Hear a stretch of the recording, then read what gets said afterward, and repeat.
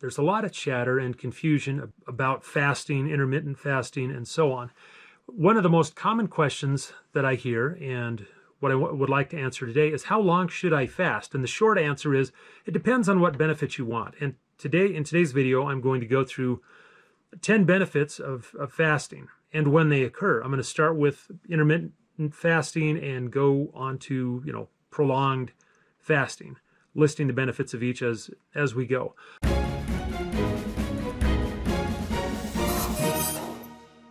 I'm not a medical doctor. This is simply based on the information that I've been able to find.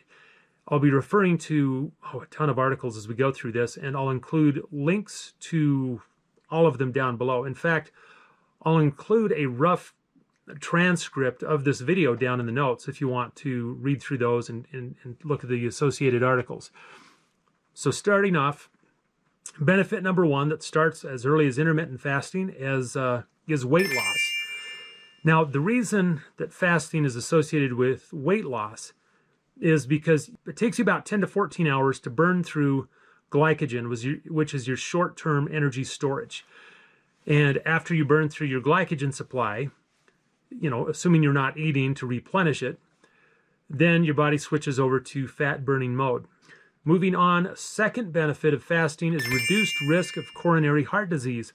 The reason that you have a reduced risk of heart disease is because if you're doing intermittent fasting, the amount of adipose tissue, which is just white fat, is going to decrease. And it seems that it's the decrease in adipose tissue that causes the reduced risk of coronary heart disease. Benefit number three is changes or improvements in your gut microbiome. In other words, changes to the bacteria that live in your gut. Benefit number four, increased browning of adipose tissue. Brown fat's primary purpose is to burn white fat. So brown fat is your friend. They actually found this out through watching observers of Ramadan. Okay, recent studies show beneficial effects of fasting on metabolic markers. The studies show that intermittent fasting promotes white adipose browning. What that means is that your white adipose tissue begins to pick up blood supply and begins to behave like brown adipose tissue. Benefit number five is improved brain health. And there's actually several articles that talk about this. The first article has to do with neuronal autophagy. So autophagy, we'll come back to this multiple times, means self-eating. So at a certain point throughout your fast, your body starts to go through and get rid of bad, dead, dying cells. And the assumption had been, and this is what the article's about, the assumption had been that the brain was impervious to that type of autophagy. And they wanted to test and find out if that was actually true. Their conclusion was, no, that's not true, that your brain actually is subject to neuronal autophagy, which has several benefits associated with that. I've got a link to the full article. Another benefit related, we're still on number five, better brain health, is reduced tumors. And again, I'm not a medical doctor, but here's an article that talks about this. It says, in human cancers, including cancers that involve the brain, fasting ameliorates chemotherapy-related adverse effects, so you don't have such a strong reaction to it. It improves cognition, stalls age-related cognitive decline, usually slows neurodegeneration, reduces brain damage, and enhances functional recovery after a stroke. It's good for your brain, is the long and the short of it. But why is it good for your brain? Here's an article that says that what they're studying is the benefit of what they call intermittent metabolic switching. In other words, intermittently switching between glucose burning and fat burning. And it says doing this may optimize brain function and resilience throughout lifespan with a focus on neuronal circuits involved in cognition and mood. So it'll improve your mood, improve cognition. Such metabolic switching impacts multiple signaling pathways that promote neuroplasticity and resistance of the brain to injury and disease. What this article is suggesting is that it's the switching back and forth between fuels, between glucose and fat, that actually promotes the benefit. Now, another part, this is relatively new. They've only been learning about this, or at least been publicly discussing it, for the last several years. So you have a system called the glymphatic system, and yes, that seems like a made-up word. The glymphatic system, think of it as you have cerebrospinal fluid that courses through your brain. It's your brain is bathed in it and floating in it all day. But at night, something unusual happens that they're learning about, and that is that your brain actually shrinks in size. And the reason it shrinks in size is to allow larger volumes of cerebrospinal fluid to flow past it, picking up debris, picking up toxins, garbage, the byproduct of a hardworking brain. And we have an article here that says, while the brain sleeps, it clears out harmful toxins, a process that may reduce the risk of Alzheimer's, researchers say. That's an article from NPR. Another article here, it's a beginner's guide to the glymphatic system, if you'd like to read more about it. And something interesting that it points out, the glymphatic system functions mainly during sleep and is largely disengaged during wakefulness. That's why you got to sleep, because if you don't sleep, your glymphatic system is not able to clean out your brain the way it's supposed to. All right, so now we get to how fasting comes into this. Many experts believe intermittent fasting can be hugely beneficial for your glymphatic system and liver because it encourages you to not eat after a certain time of the day. Many North Americans eat their largest and most protein-rich meal at the end of the day, which creates a large burden for your liver to need to process all of that food, which then backs up the work of the glymphatic system. The glymphatic system is busy taking care of your last meal. So, by not eating after, say, 4 p.m., your system has a much easier opportunity to actually deep clean the cerebrospinal fluid during the evening and while you're sleeping. So, from what I read, it takes about 4 hours after your last meal before the glymphatic system can really start to get after it. Well, if you're fasting, you get a good brain wash every night. Now I want to move into autophagy. So autophagy, I'm not listing that as a benefit. I'll have some sub-benefits associated with autophagy in just a minute, though.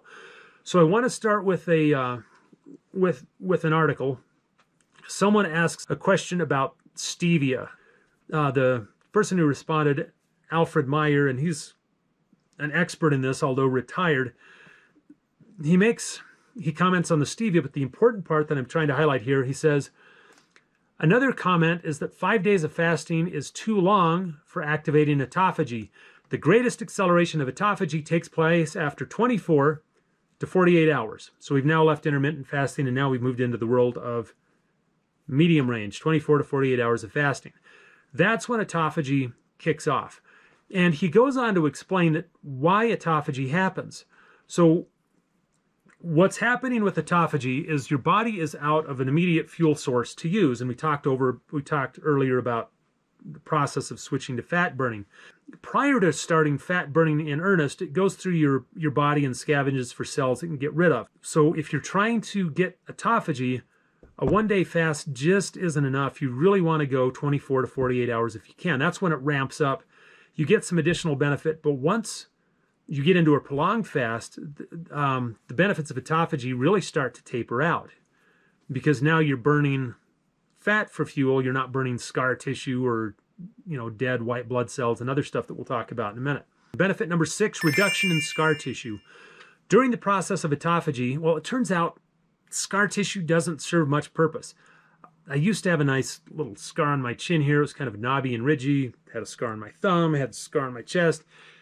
Since I started doing, I do a 4-day fast once a month and have for about 3 years. And my scar tissue just has all flattened out. I just don't have big, ridgy, knobby scars anymore.